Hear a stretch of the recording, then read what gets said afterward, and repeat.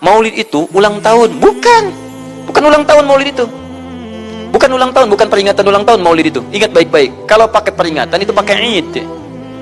Idul Milad, ya, hari kelahiran, peringatan hari kelahiran, ulang tahun. Tapi kalau cuma maulid itu waktu kelahirannya. Apa hukumnya hari kelahiran? Hari kelahiran gak ada hukumnya. Yang melekat hukum itu bagaimana menyikapi hari kelahiran itu. Itu poinnya. Paham ya?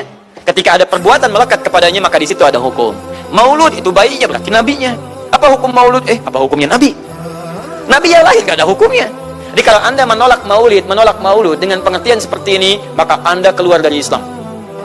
Kalau dalam hukum seperti ini, saya menentang maulid Nabi, berarti Anda menentang kelahiran Nabi sallallahu alaihi wasallam. Saya menentang maulud Nabi, berarti Anda berhadapan dengan Nabi, Anda musuh Nabi.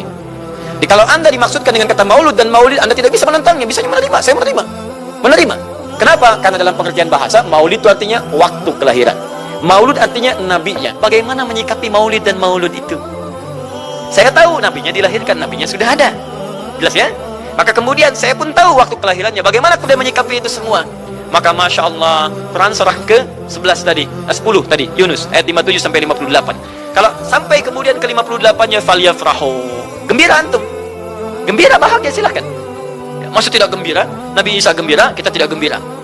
Ya, Nabi Ibrahim gembira, kita tidak gembira. Nabi yang tidak melihatnya gembira. Masa kita yang mendapatkan bagian Nabi tidak gembira? Jelas ya? Nabi yang mengharapkan hadir saat kedatangannya gembira. Kita yang mendapatkan kedatangan beliau walaupun tak mampu melihatnya, dan kita menjadi umatnya, masa tidak gembira? Umat dulu bukan bagian umat Nabi Muhammad, karena Nabi Muhammad tidak hadir di zamannya. Gembira dengan berita kedatangan Nabi Muhammad, padahal nabinya belum datang. Masa kita yang jadi umatnya, yang nabinya telah kemudian kita dapati walaupun tidak melihatnya, masa kita tidak ikutan gembira? Maka pertama kita mesti gembira. Maka yang kedua, bagaimana mengekspresikan kegembiraan itu?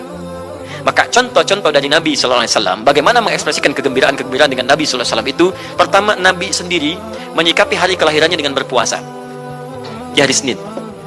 Jelas ya?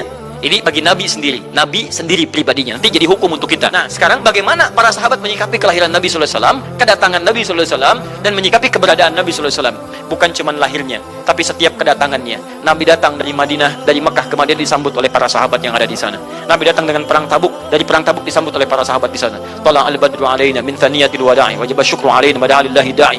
Masya Allah, disambut dengan madid. Bukti kesenangan mereka kepada Nabi sallallahu alaihi wasallam. Ada yang memuji Nabi sallallahu alaihi wasallam seperti Hasan bin Thabit, buat puisi-puisi memuji Nabi.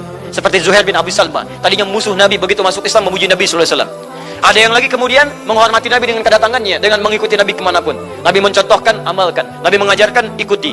Masya Allah. Begitu Nabi meninggal, diabadikanlah kemudian nilai-nilai penghormatan itu.